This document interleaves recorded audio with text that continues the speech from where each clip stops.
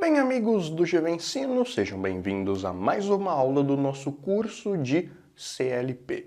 Hoje eu tenho aqui no nosso quadro um CLP de exemplo. Nós temos aqui embaixo as entradas, como vocês já sabem, e aqui em cima as saídas. Bom, eu quero dar um exemplo para vocês de uma aplicação bem simples do CLP. Isso vai ajudar a gente a entender um pouco mais o funcionamento e o papel do CLP na automação industrial. Então vamos imaginar que eu tenha um tanque. Então vou representar aqui o nosso tanque, onde nesse tanque nós vamos colocar algum líquido. Não importa, pode ser água, pode ser algum outro líquido que você queira imaginar. E eu quero automatizar o enchimento desse tanque. Eu quero que funcione de forma automática, usando o nosso amigo ali, o nosso CLP.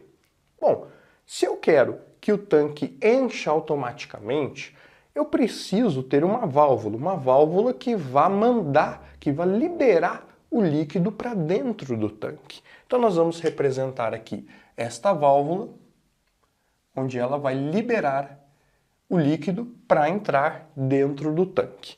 Quem é que vai controlar a nossa válvula? É o controlador do processo, que é o CLP. Uma válvula, ela vai ser ligada numa entrada do CLP, ou seja, a válvula ela vai enviar informação para o CLP, ou não? A válvula tem que ser ligada na saída do CLP, já que a informação sai do CLP e controla a válvula. Obviamente, espero que você tenha acertado, a válvula ela tem que ser ligada numa saída do CLP. Então, por isso, nós vamos colocar aqui o controle desta válvula lá na saída Q0 do nosso CLP. Então, toda vez que o CLP acionar a saída Q0, ele vai acionar a válvula, atuar na válvula, e a válvula vai liberar a passagem do líquido para encher o tanque. Então, nós já resolvemos o primeiro problema. Nós já sabemos que o CLP vai mandar a válvula abrir ou fechar, deixando o líquido passar ou não para encher o tanque. Mas eu tenho mais um problema. Se eu quero que tudo funcione de forma automática, como é que o meu CLP vai saber que o tanque está cheio? Eu tenho que usar um sensor de nível. Então nós vamos colocar aqui um sensor de nível. Vou desenhar de forma bem simples aqui. Nós vamos chamar aqui de L1, né? Level 1, sensor de nível, para dizer para o CLP que o meu tanque está cheio, por isso que o sensor está lá em cima. E o sensor? O sensor tem que ser ligado numa entrada ou numa saída do CLP, ou seja, o sensor vai enviar informação para o CLP, e nesse caso ele iria ser conectado a uma entrada do CLP, a informação entra, ou não. O sensor ele vai receber informação do CLP e, portanto, a informação sai do CLP, tem que ser ligado numa saída. Obviamente que o sensor, todo o sensor, é ligado na entrada do CLP. Então nós vamos ligar aqui o nosso sensor na entrada I0. Pronto! Agora eu já tenho um sensor que vai avisar o CLP, vai mandar um pulso elétrico na entrada I0 do CLP, sempre que o nível do líquido atingir esse patamar, o patamar do sensor. Maravilha! Vejam que eu já tenho ali, eu já posso fazer uma pequena automação desse processo de enchimento do tanque. E para deixar melhor ainda, eu posso usar um outro sensor de nível, que é para detectar quando o nível está muito baixo. Então nós podemos até conectar aqui o nosso sensor de nível 2, level 2, para identificar se o nível de água está muito baixo, se o tanque está vazio. Então nós vamos também conectar esse sensor a uma entrada do CLP, a entrada I1. E bacana, eu já posso automatizar o enchimento desse tanque. Toda vez que o tanque estiver vazio, o meu CLP vai mandar abrir a válvula para começar a encher o tanque. Como que ele vai saber que o tanque está cheio? Quando o sensor L1, o sensor de nível L1, identificar que o líquido bateu lá em cima, está lá no topo do tanque, vai mandar um sinal para o CLP vai saber, opa, o tanque está cheio, então ele manda desligar a válvula, manda fazer com que não passe mais líquidos. Então esse é um pequeno exemplo onde vocês podem ver a automação industrial de um pequeno tanque, um exemplo bem simples, sendo controlada por um CLP. Então nós temos que programar o CLP para fazer com que tudo isso aconteça. Preste bem atenção, como que tudo isso aqui funcionaria? Primeira coisa, quando o tanque estiver vazio, eu quero que ele encha. Como é que eu sei que o tanque está vazio? Através do sensor de nível 2. Então, eu vou programar o CLP. Eu vou dizer para ele o seguinte, olha CLP, toda vez que o sensor de nível 2 não estiver detectando água, quer dizer que o tanque está vazio. Então você vai mandar ligar a sua saída Q0, que é a válvula, para que encha o tanque. Então toda vez que esse cara aqui, que o level 2, estiver indicando que está vazio, que ele não estiver acionado, o CLP vai saber. Eu vou programar ele para que quando isso acontecer, ele ligue a saída Q0 do CLP, que, como sabemos, é a válvula. Eu vou manter essa saída Q0 do CLP ligada até quando? Até que o meu sensor L1 mande um sinal lá na entrada I0 do CLP. Aí o CLP vai ter que fazer o quê? Vai ter que desligar a saída Q0 para interromper a passagem da água, já que, nesse caso, o tanque já estará cheio. Então, é um exemplo simples de automação onde a gente vê que a automação ela nada mais é do que aquilo que nós estudamos lá nas aulas iniciais do curso.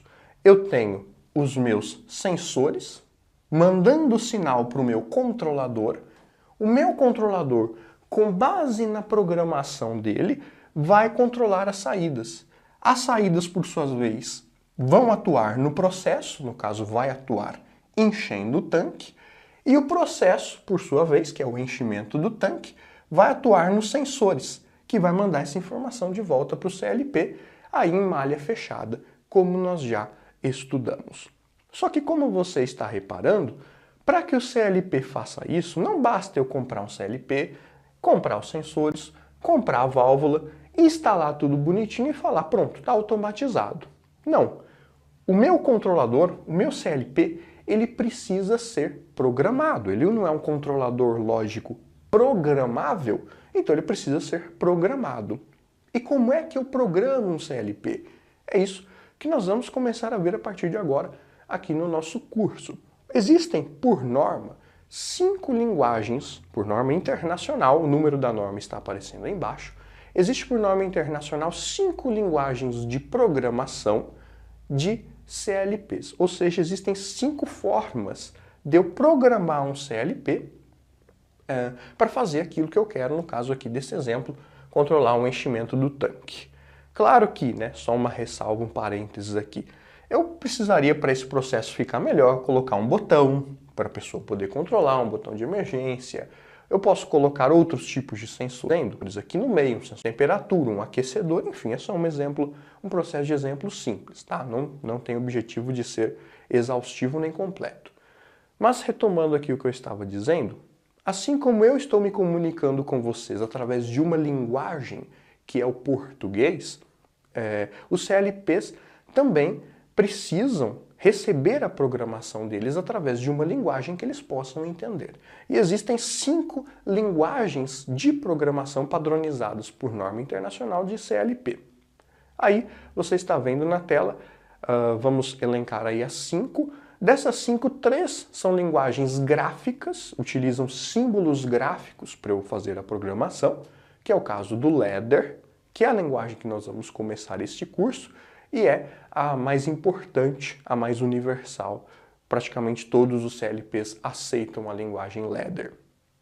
Depois nós temos o diagrama de blocos, que também é uma linguagem gráfica. Ela é muito parecida com as portas lógicas, para quem é da eletrônica vai entender. E o Graph7, ou SFC, também é uma linguagem gráfica sequencial. Então essas 3 são linguagens de programação gráficas, utilizam símbolos gráficos. E as outras 2 são as linguagens de programação textuais, ou seja, código que você digita utilizando as letras. Nós temos a lista de instruções, que foi a primeira que surgiu, e temos o texto estruturado, que também é uma linguagem um pouco mais de alto nível em relação à lista de instruções. Essas 2 últimas você digita o código mesmo, como se estivesse fazendo um programa de computador. Existem outras linguagens além dessas, mas que não estão, pelo menos ainda, normatizadas por padrão internacional. Bom, a linguagem Ladder, ela tem esse nome porque ladder em inglês significa escada, justamente por causa desse símbolo aqui, que é um dos símbolos que é utilizado na linguagem Ladder. Quando você coloca vários deles em série, um depois do outro, parece uma escada deitada. E aí apelidaram essa linguagem de linguagem Ladder. A linguagem Ladder, ela é, eu não diria talvez a mais usada, mas é uma das principais linguagens de programação de CLP. Você dizer que é a mais usada ou não é muito difícil, porque isso depende da empresa que você trabalha, do CLP que você está trabalhando, do contexto em geral, tá? Normalmente numa aplicação industrial, com aplicações maiores, programas grandes, geralmente não se aplica apenas uma linguagem de programação, mas eles dividem certas partes do processo, eles programam em uma linguagem, outras partes em outra, geralmente misturando 2 ou até 3, já vi casos de até 4 linguagens de programação sendo usadas para automatizar o mesmo processo no mesmo CLP. Então isso é possível, mas você não pode dizer que programa CLP se você não conhecer pelo menos o básico da linguagem Ladder, já que eu creio que, no geral, ela acaba sendo a mais empregada, é a mais comum de se ver por aí nos CLPs. E a linguagem de programação Ladder, ela lembra muito a parte elétrica, lembra muito lá os comandos elétricos, os painéis elétricos, lembra muito a lógica de relés. Basicamente, o Ladder ele trabalha com 3 tipos de elementos, que lembra demais a parte elétrica. O primeiro elemento, que tem essa simbologia aqui, que parece até um capacitor, o pessoal da eletrônica costuma olhar isso aqui e falar, nossa, é um capacitor.